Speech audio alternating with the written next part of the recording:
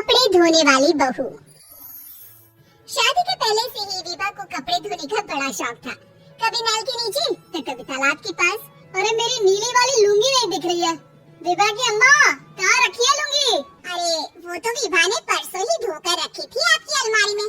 देखो वही होगी। वो ना मैंने आज धो दी, मुझे लगा कि गंदी हो गई होगी। अरे कैसे गंदी हो गई थी? उसे तो मैंने पहना भी नहीं। हे भगवान, इस लड़की के कपड़े धोने की आदत से परेशान हो गया हूँ मैं। जितना तो घर में राशन नहीं आता, उससे कहीं ज्यादा डिटर्जेंट पाउडर का खर्चा है। इसकी शादी करवा दो, शादी जाए अपने घर में ही करे काम, फिर चाहे घर के कपड़े धोने हो या पूरे गांव के।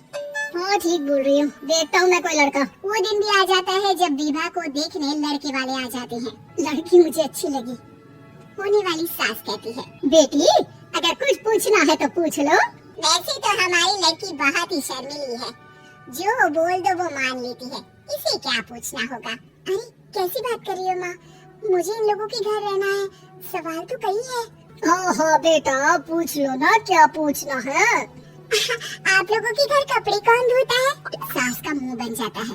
देखो, अगर तुम ये कहना चाहती हो कि तुम्हें कपड़े धोने नहीं आते तो सुन लो, कपड़े मैं ही धोती हूँ, लेकिन तुम्हारे आ जाने के बाद मैं रुमाल तक नहीं धोऊंगी। अरे चुप रहना भाग्यवान, बहू बेचारी घर आई नहीं, उसे डराना शुरू कर दिया। वो क्या है ना बिटिया, अभी तक तो ये कल्लू की माँ ही धोती थी, लेकिन अब तुम्हारे पापा तो दहेज में वॉशिंग मशीन देंगे ही। तभी विभा की माँ बोल पड़ती है, सवाल भी पूछा तो क्या। वैसे भाई साहब, मशीन की तो फिर भी कपड़े धोने की कैपेसिटी होती है। मतलब जो बिटिया दे रहे हैं ना विभा, इसे कपड़े धोने का बहुत शौक है। ये आप लोगों के क्या आस पड़ोस गांव मोहल्ले सबके कपड़े धो दे और उफ तक ना करे। बाहर देखा नहीं आपने कितने कपड़े सूख रहे हैं? सब हमारी बिटिया ने ही तो धोए हैं। वैसे करो ना माँ, शर्म आ रही इतनी तारीफ सुनकर। और तो और एक दाग निकाल कर दिखाओ तो मान जाओ। हाँ अच्छा अच्छा, माफ करना बेटा, मैंने गलत समझा। हमें तो रिश्ता बहुत पसंद है।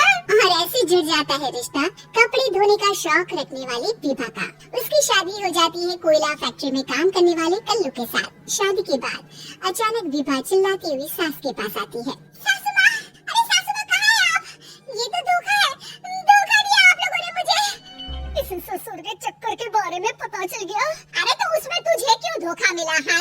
अरे नल में पानी नहीं आता, कपड़े कैसे कब धुलेंगे? अच्छा अच्छा, तू पानी नहीं आ रहा उसकी बात कर रही है? तो आपने क्या सोचा? कुछ नहीं। अच्छा हाँ, तेरी माँ ने कहा था कि कपड़े धोने का शौक है, तुझे याद आया मुझे। शौक शौक बोलकर कपड़े धोने वाले मेरे जुनून को कम ना आती सासू माँ। कपड़ा धोना मेरा गुरूर है। तभी पति भी वहाँ आ जाता है। अभी अभी मैंने इसे सनी देओल की फिल्म दिखाई है, उसी के डायलॉग मार रही है माँ। अच्छा सुन, साफ साफ बता रही हूँ, पानी सुबह 4 से 6 और शाम को 10 से 12 आता है, समझी? विभा टाइमिंग सुनकर हैरान हो जाती है। ये क्या भूतों का मोहल्ला है? सुबह 4 बजे उठकर कौन कपड़े धोता है? 4 बजे टंकी में पानी जाता है, फिर सारा दिन धोना ना, किसने मना किया? अरे कैसी बात कर रही है? 200 लीटर की टंकी में कितने कपड़े धो लूंगी मैं? सुबह ही उठ जाऊंगी मैं। अब क्या था, विभा सुबह 4 से लेकर रात के 12 बजे तक कपड़े ही धोती रहती। एक रोज सास पड़ोस से निकलकर कहीं जा रही होती है कि साथ वाली कहती है, हाँ कल्लू की माँ, जरा ये बताओ कि 2 साड़ी है, 2 ब्लाउज और एक पेटीकोट और एक नाड़ी वाला लंबा कच्छा। हाँ तो? अरे तो क्या, कितना लोगी धुलाई ये बताओ। 2 बन दिख रहा है हम क्या? हमारे पति सरकारी नौकरी से अभी अभी रिटायर हुए हैं और बेटा सुपरवाइजर है कोयला फैक्ट्री में। 2 बन समझ रखा है हमें। हाय रे कल्लू की अम्मा, माफ कर दो, वो तो मोहल्ले में यही सब बता रहे थे कि तुमने बहू को कपड़ा धुलवाने के काम में लगा दिया है। सास को पड़ोसन की बात सुनकर गुस्सा आ जाता है। वो घर पहुंचती है जहाँ घर के बाहर ही इतने सारे कपड़े सूख रहे होते हैं, जितने कि किसी धोबन के घर पर। अरे ओ कल्लू की दुल्हन, बाहर निकल। माँ जी यही आ जाओ, बाथरूम में चादर धो रहे हैं हम। अरे अभी हम धोते हैं, तुमको बाहर निकलो। ये आस पड़ोस वाले बोल रहे हैं कि हम बहू से कपड़े धुलवा कर उसे कपड़ा धोने वाली बना दिए हैं। अरे छोड़ो ना माँ जी, किन लोगों की बातों में आती हो? आस पास के लोगों का तो काम ही होता है कि वो किसी तरह सास बहू को लड़ा दे। बहू सारे घर के कपड़े धोती है, ये क्या कम है? बोलिए। सास को भी लग जाता है कि वो बहू का ये संकीपन नहीं छुड़वा सकती, इससे अच्छा है कि खुद ही चुप हो जाए। एक रोज सास और बहू मंदिर जाते हैं, जहाँ सास की साड़ी वहाँ खड़ी भीख मांगने वाले से मिलती है। माँ जी क्या बात है, आपकी आपकी साड़ी उस भिखारन से कितनी मिल रही है ना?